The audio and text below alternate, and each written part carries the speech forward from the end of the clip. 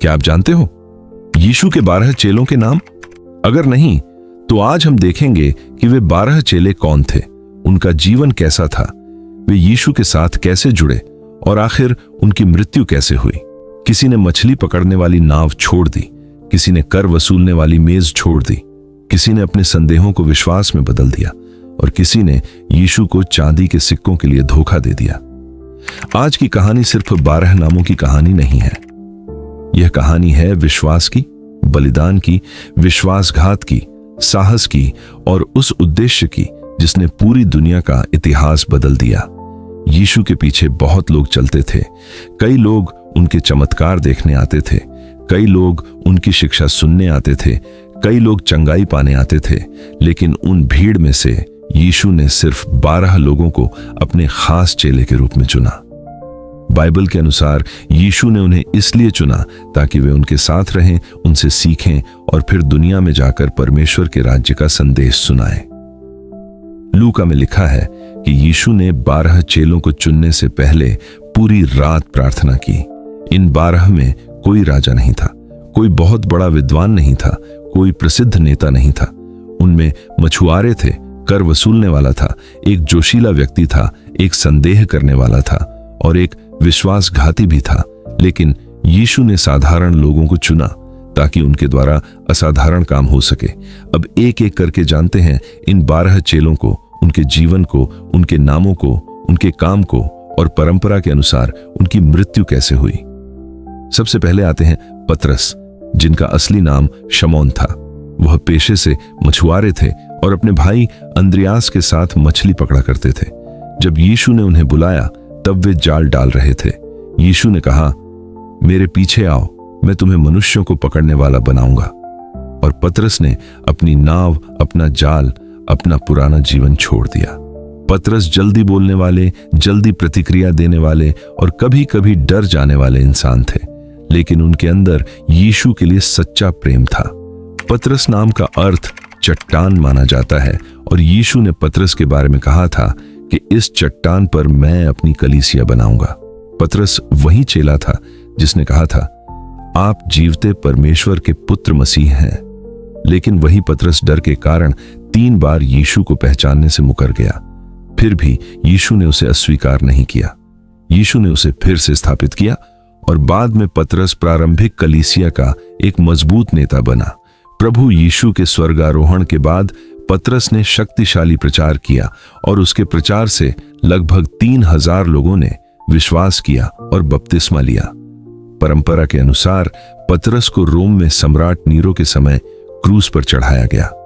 कहा जाता है कि उसने अपने आप को यीशु की तरह मरने के योग्य नहीं समझा, इसलिए उसने कहा कि मुझे उल्टा क्रूस पर चढ़ाया जाए। कुछ परंपराओं में यह भी कहा जाता है कि नीरो मसीहियों से बहुत नफरत करता था और उसी उत्पीड़न के समय पतरस को रोम में उल्टा क्रूस पर लटकाया गया। दूसरे चेले थे अंद्रियास। अंद्रियास पतरस के भाई थे और वे भी मछुआरे थे। अंद्रियास पहले यूहन्ना बपतिस्मा देने वाले के पास थे, लेकिन जब उन्होंने यीशु के बारे में सुना तो वे यीशु के पीछे चल पड़े। अंद्रियास की सबसे खास बात यह थी कि वह लोगों को यीशु के पास लाते थे। उन्होंने अपने भाई पतरस से कहा, हमें मसीहा मिल गया है, यानी अंद्रियास ने पतरस को यीशु से मिलवाया। अंद्रियास को कई परंपराओं में यीशु का पहला अनुयायी माना जाता है, क्योंकि उसने सबसे पहले यीशु को पहचाना और फिर अपने भाई को भी उनके पास लाया। अंद्रियास बहुत जोरदार व्यक्तित्व वाले चेले नहीं दिखते, लेकिन उनका काम बहुत गहरा था। वह भीड़ में चमकने वाले नहीं, बल्कि लोगों को यीशु तक पहुंचाने वाले चेला थे। परंपरा के अनुसार अंद्रियास ने यूनान और आसपास के इलाकों में प्रचार किया। कहा जाता है कि उन्हें पतरास नाम के शहर में एक्स आकार के क्रूस पर बांधा गया। कहा जाता है कि उन्हें कीलों से नहीं बल्कि रस्सियों से बांधा गया था और वे लगभग 3 दिन तक क्रूस पर लटके रहे। सबसे शक्तिशाली बात यह है कि परंपरा के अनुसार क्रूस पर लटके हुए भी अंद्रियास लोगों को यीशु का संदेश सुनाते रहे। उनकी मृत्यु इसलिए हुई क्योंकि उन्होंने यीशु का संदेश छोड़ने से इनकार कर दिया। तीसरे चेले थे जब्दी के पुत्र याकूब। याकूब यूहन्ना के भाई थे और वे भी मछुआरे थे। जब यीशु ने याकूब और यूहन्ना को बुलाया तब वे अपने पिता के साथ नाव में जाल ठीक कर रहे थे। यीशु की आवाज सुनते ही वे नाव और पिता को छोड़कर उनके पीछे चल पड़े। याकूब यीशु के आंतरिक समूह में थे। पतरस, याकूब और यूहन्ना ये तीनों कई खास घटनाओं के गवाह बने। याकूब की माता का नाम सलोमी माना जाता है, जो यीशु की मृत्यु के बाद सुगंधित वस्तुएं लेकर कब्र पर जाने वाली स्त्रियों में गिनी जाती है। याकूब का स्वभाव तेज था। मरकुस में याकूब और यूहन्ना को गरज के पुत्र कहा गया, यानी उनके अंदर जोश था, आग थी, हिम्मत थी। लेकिन यही याकूब आगे चलकर प्रारंभिक कलीसिया का पहला प्रेरित शहीद बना। पवित्र शास्त्र के प्रेरितों के काम अध्याय 12 में साफ लिखा है कि राजा हेरोदेस ने यूहन्ना के भाई याकूब को तलवार से मरवा दिया। उसकी मृत्यु पवित्र शास्त्र में स्पष्ट रूप से लिखी गई है। परंपरा में यह भी कहा जाता है कि याकूब यरूशलेम में प्रचार कर रहे थे और हेरोदेस ने उन्हें पकड़वाकर तलवार से मरवा दिया। वह इसलिए मारे गए क्योंकि वे यीशु के नाम का प्रचार कर रहे थे। चौथे चेले थे यूहन्ना। यूहन्ना याकूब के भाई थे और जब्दी के बेटे थे। वे भी मछुआरे थे। यूहन्ना को पवित्र शास्त्र में कई बार वह चेला जिससे यीशु प्रेम रखते थे के रूप में पहचाना जाता है। वे यीशु के बहुत करीब थे। अंतिम भोज में वे यीशु के पास बैठे थे। जब यीशु क्रूस पर थे तब उन्होंने अपनी माता मरियम की देखभाल यूहन्ना को सौंपी। यूहन्ना उन चेलों में से थे जिन्होंने यीशु की मृत्यु, पुनरुत्थान और प्रारंभिक कलीसिया की बढ़ोतरी को बहुत करीब से देखा। परंपरा के अनुसार यूहन्ना को भी उत्पीड़न झेलना पड़ा। कहा जाता है कि रोमी शासन ने उन्हें पकड़कर रोम ले जाया और उन्हें खौलते हुए तेल में डालने की कोशिश की, लेकिन उन्हें कोई हानि नहीं हुई। परंपरा में यह भी कहा जाता है कि इस घटना को देखकर कई लोगों ने यीशु पर विश्वास किया। इसके बाद यूहन्ना को पतमोस द्वीप पर निर्वासित किया गया, जहां उन्होंने प्रकाशित वाक्य लिखा। बाद में वे इफिसुस लौटे और बहुत वृद्धावस्था तक जीवित रहे। बाकी प्रेरितों की तरह उनकी हत्या नहीं हुई। आम मसीही परंपरा के अनुसार यूहन्ना स्वाभाविक मृत्यु मरे। उनका जीवन दिखाता है कि शहादत सिर्फ खून बहाने से नहीं, बल्कि पूरी जिंदगी विश्वास योग्य बने रहने से भी होती है। पांचवें चेले थे फिलिप्पुस। फिलिप्पुस को यीशु ने सीधे कहा, मेरे पीछे आओ। फिलिप्पुस बैतसैदा से थे, वही जगह है जहां पतरस और अंद्रियास भी रहते थे। फिलिप्पुस व्यावहारिक सोच वाले चेले लगते हैं। जब यीशु ने 5000 लोगों को खिलाने से पहले पूछा कि रोटी कहां से लाएं, तो फिलिप्पुस ने हिसाब लगाया कि इतने लोगों के लिए बहुत पैसा चाहिए। लेकिन यीशु उन्हें विश्वास का पाठ सिखा रहे थे। फिलिप्पुस नाम का अर्थ कुछ परंपराओं में घोड़ों का प्रेमी बताया जाता है। फिलिप्पुस की खास बात यह थी कि उन्होंने नथनएल को यीशु के पास बुलाया और कहा, आकर देखो। यानी वे भी दूसरों को यीशु से मिलाने वाले चेले थे। परंपरा के अनुसार फिलिप्पुस ने एशिया माइनर के इलाकों में प्रचार किया, जिसे आज तुर्की के क्षेत्र से जोड़ा जाता है। कहा जाता है कि उन्होंने हियरापोलिस में लंबे समय तक सुसमाचार सुनाया और वहां कई लोगों को यीशु के बारे में बताया। कुछ परंपराओं के अनुसार उन्हें भी उल्टा क्रूस पर लटकाया गया। उनकी मृत्यु के बारे में अलग अलग परंपराएं हैं, लेकिन सामान्य बात यह है कि उन्होंने यीशु का प्रचार करते हुए कष्ट झेला और अपने विश्वास से पीछे नहीं हटे। छठे चेले थे बर्थोलोमै, जिन्हें कई मसीही परंपराओं में नथनएल से जोड़ा जाता है। जब फिलिप्पुस ने नथनएल से कहा कि हमें वह मिल गया है जिसके बारे में मूसा और भविष्यद्वक्ताओं ने लिखा था, तो नथनएल ने पहले संदेह किया और कहा, क्या नासरत से कोई अच्छी चीज निकल सकती है? लेकिन जब वे यीशु से मिले तो उनका संदेह बदल गया। यीशु ने उनके बारे में कहा कि यह सच्चा इजरायली है जिसमें छल नहीं। यह पंक्ति बहुत शक्तिशाली है क्योंकि यीशु ने नथनएल के बाहरी शब्द नहीं बल्कि उसके दिल की सच्चाई देखी।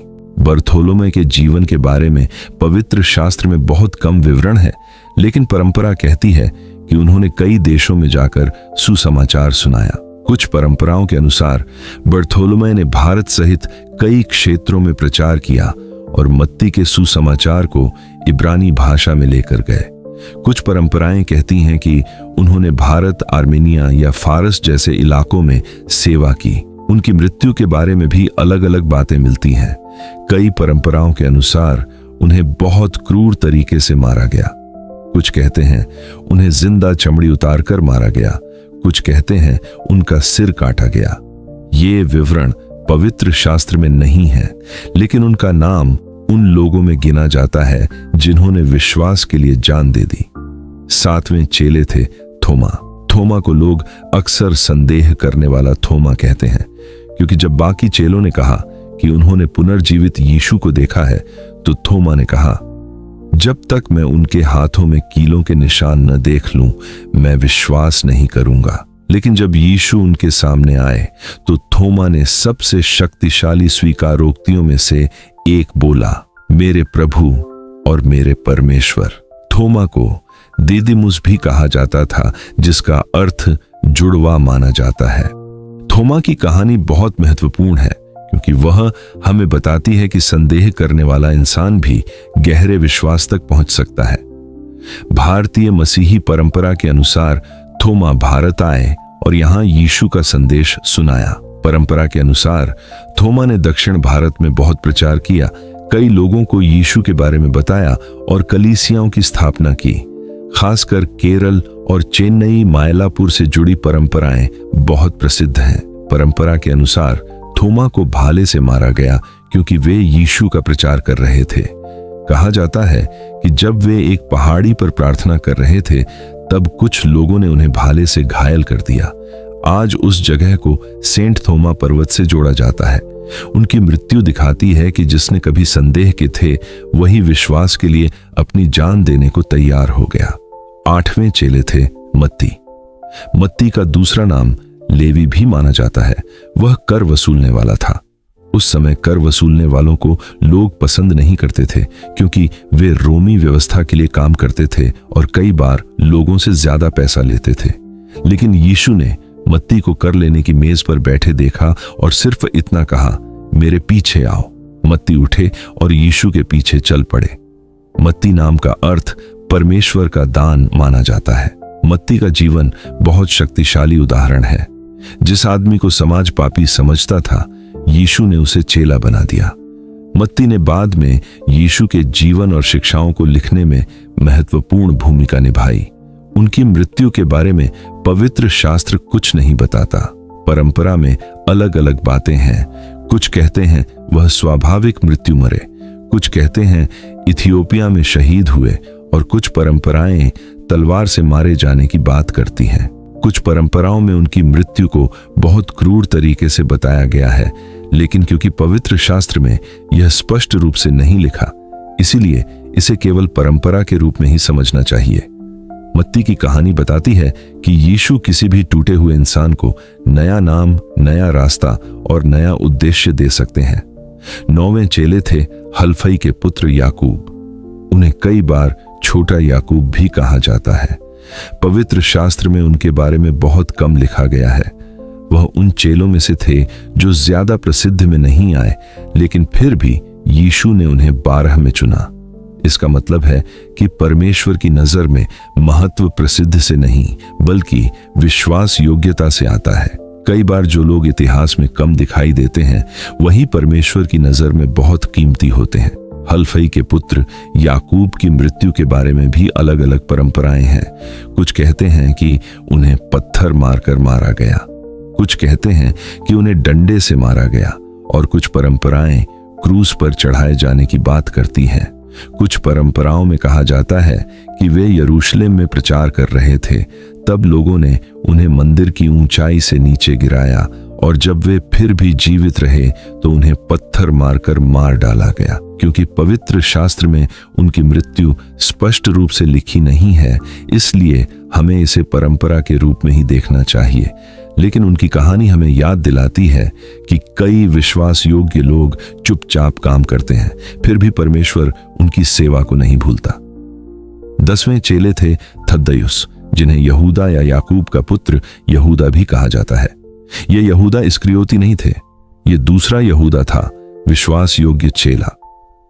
पवित्र शास्त्र में एक जगह वह यीशु से सवाल पूछते हैं कि प्रभु, आप अपने आप को दुनिया पर क्यों नहीं बल्कि हम पर क्यों प्रकट करेंगे। उनका सवाल दिखाता है कि वह यीशु की बातों को समझना चाहते थे। उनका नाम कई सूचियों में अलग अलग तरीके से मिलता है, इसलिए उन्हें थद्दयुस, यहूदा और याकूब का पुत्र यहूदा के रूप में पहचाना जाता है। परंपरा के अनुसार थद्दयुस या यहूदा ने सीरिया, मेसोपोटामिया और फारस जैसे इलाकों में प्रचार किया। कई परंपराएं कहती हैं कि वह शमौन कनानी के साथ सेवा कार्य पर गए और वहीं शहीद हुए। उनकी मृत्यु के बारे में भी अलग अलग विवरण हैं, लेकिन सामान्य परंपरा कहती है कि उन्हें यीशु का प्रचार करने के कारण मारा गया। उनका जीवन हमें बताता है कि जिन लोगों के नाम कम लिए जाते हैं वे भी परमेश्वर के काम में बहुत बड़े हो सकते हैं। हर चेला मंच पर नहीं चमका, लेकिन हर विश्वास योग्य चेले ने परमेश्वर के राज्य में अपना हिस्सा निभाया। 11वें चेले थे शमौन कनानी। शमौन को जोशीला कहा जाता है। इसका मतलब है कि वह बहुत जोशीले व्यक्ति थे। कुछ लोग मानते हैं कि उनका पृष्ठभूमि यहूदी राष्ट्रवादी आंदोलन से जुड़ा हो सकता है, लेकिन पवित्र शास्त्र उनके जीवन के बारे में ज्यादा विवरण नहीं देता। फिर भी उनका यह नाम बताता है कि उनके अंदर अपने लोगों और अपने विश्वास के लिए बहुत उत्साह था। उन्हें शमौन पतरस से अलग पहचान देने के लिए शमौन कनानी कहा गया। यीशु ने शमौन जैसे जोशीले व्यक्ति को अपने कार्य में शामिल किया। पहले उनका जोश शायद राजनीतिक स्वतंत्रता के लिए रहा होगा, लेकिन यीशु के साथ चलकर उनका ध्यान परमेश्वर के राज्य पर आ गया। परंपरा के अनुसार शमौन ने कई जगह सुसमाचार का प्रचार किया और अंत में शहीद हुए। कुछ परंपराओं के अनुसार उन्होंने दूर दूर तक प्रचार किया, यहां तक कि कुछ परंपराएं उन्हें ब्रिटेन तक सुसमाचार ले जाने से जोड़ती हैं। कुछ परंपराएं कहती हैं कि उन्हें आरी से काटा गया। कुछ कहती हैं कि वह यहूदा के साथ फारस में मारे गए, और कुछ परंपराएं स्वाभाविक मृत्यु की भी बात करती हैं। लेकिन सामान्य संदेश यही है कि शमौन ने अपना जोश यीशु के लिए दे दिया। 12वें चेले थे यहूदा इस्करियोती। यहूदा 12 चेलों में था, लेकिन उसका नाम इतिहास में विश्वासघात के लिए याद किया जाता है। वह समूह का धन की थैली संभालता था। बाहर से वह यीशु के सबसे करीब के समूह में था, लेकिन अंदर से उसके मन में लालच और अंधेरा बढ़ता गया। उसने यीशु को 30 चांदी के सिक्कों के लिए धार्मिक अगुओं के हाथों सौंप दिया। पवित्र शास्त्र में यह भी दिखता है कि यहूदा पैसे की थैली रखता था, लेकिन उसका दिल धीरे धीरे लालच की ओर झुक गया। यहूदा की कहानी सबसे दुखद है। उसने यीशु को चुंबन देकर धोखा दिया। बाद में जब उसे अपनी गलती का एहसास हुआ तो वह टूट गया। मत्ती के अनुसार उसने पैसे लौटाए और जाकर फांसी लगा ली। प्रेरितों के काम में उसकी मृत्यु का दूसरा वर्णन मिलता है। यहूदा की मृत्यु हमें एक डरावनी चेतावनी देती है। यीशु के पास रहना और यीशु का होना दोनों अलग बातें हैं। इंसान बाहर से चेला दिख सकता है, लेकिन अगर दिल में लालच और पाप को जगह दे दे तो उसका अंत बहुत दर्दनाक हो सकता है। यहूदा हमें सिखाता है कि सिर्फ धार्मिक समूह में होना काफी नहीं, दिल का यीशु के सामने सच्चा होना जरूरी है। यहूदा की मृत्यु के बाद प्रेरितों ने 12 की संख्या पूरी करने के लिए एक और व्यक्ति चुना। उसका नाम था मत्तियाह। प्रेरितों के काम अध्याय 1 के अनुसार प्रेरितों ने प्रार्थना की और फिर मत्तियाह को चुना गया। वह उन लोगों में से था जो यीशु की सेवा और पुनरुत्थान के गवाह थे। मत्तियाह की मृत्यु के बारे में भी पवित्र शास्त्र में स्पष्ट विवरण नहीं है। परंपरा में उसके बारे में अलग अलग बातें मिलती हैं, लेकिन उसका चुनाव यह दिखाता है कि यीशु का कार्य किसी एक व्यक्ति की असफलता से रुकता नहीं। यहूदा गिर गया, लेकिन सुसमाचार आगे बढ़ता रहा। सोचिए, ये वही लोग थे जो कभी डर गए थे।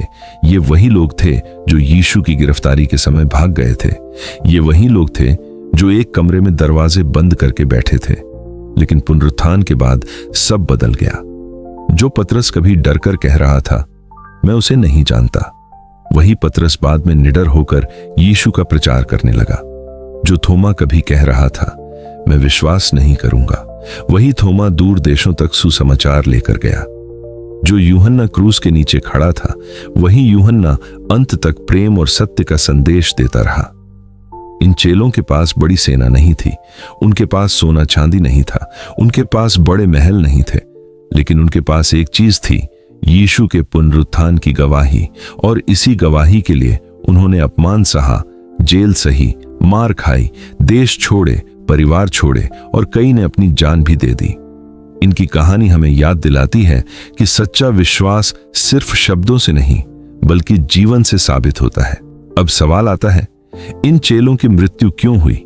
क्योंकि उन्होंने एक ऐसा संदेश सुनाया जो दुनिया की शक्तियों को असहज करता था। उन्होंने कहा कि यीशु ही प्रभु हैं। उन्होंने कहा कि यीशु मृतकों में से जी उठा है। उन्होंने कहा कि उद्धार यीशु में है। और उन्होंने यह संदेश डरकर नहीं बल्कि खुलेआम सुनाया। रोमी साम्राज्य को यह संदेश पसंद नहीं था, धार्मिक अगुओं को यह संदेश पसंद नहीं था। कई जगह लोगों को लगा कि यह पुरानी व्यवस्था को बदल देगा, इसलिए चेलों को रोका गया, धमकाया गया, जेल में डाला गया और कई जगह मार दिया गया। लेकिन सबसे हैरान करने वाली बात यह है कि उन्होंने मृत्यु देखकर भी संदेश नहीं छोड़ा। अगर यह सब झूठ होता तो वे क्यों मरते? अगर पुनरुत्थान सिर्फ कहानी होती तो वे क्यों कष्ट सहते? अगर वे जानते कि उन्होंने झूठ बनाया है तो वे अपनी जान बचाने के लिए सब छोड़ देते। लेकिन उन्होंने कहा, हमने देखा है, हमने सुना है, हम गवाही देंगे। यही कारण है कि उनकी मृत्यु सिर्फ दुखद अंत नहीं है बल्कि विश्वास की शक्तिशाली गवाही है।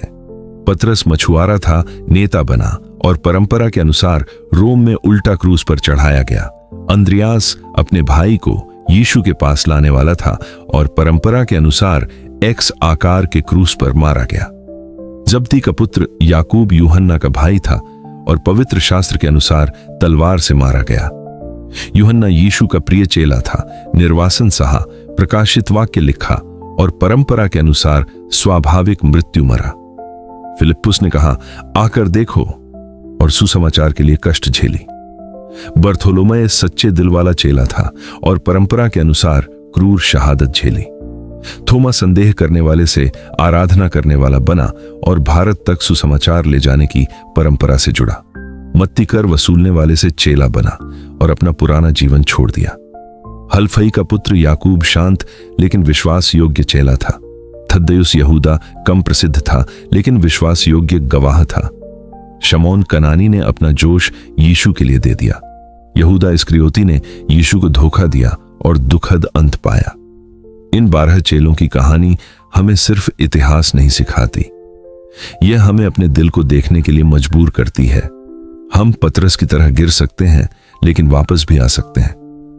हम थोमा की तरह संदेह कर सकते हैं लेकिन सच्चे दिल से खोजें तो विश्वास पा सकते हैं। हम मत्ती की तरह गलत जगह बैठे हो सकते हैं लेकिन यीशु की एक आवाज पूरी जिंदगी बदल सकती है। लेकिन हमें यहूदा की तरह नहीं बनना है, बाहर से यीशु के करीब लेकिन अंदर से लालच और अंधकार से भरे हुए। क्योंकि असली सवाल यह नहीं है कि 12 चेले कौन थे। असली सवाल यह है, अगर आज यीशु आपको बुलाए तो क्या आप अपना पुराना जीवन छोड़कर उनके पीछे चलेंगे? इन 12 साधारण लोगों ने दुनिया को बदल दिया क्योंकि उन्होंने अपने जीवन से कहा, यीशु सच में जीवित है। यीशु ने पूर्ण लोगों को नहीं चुना बल्कि तैयार लोगों को चुना।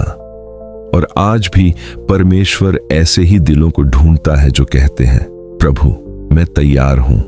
अगर इस वीडियो ने आपके दिल को छू लिया तो बाइबल सिग्नल्स चैनल को सब्सक्राइब करें।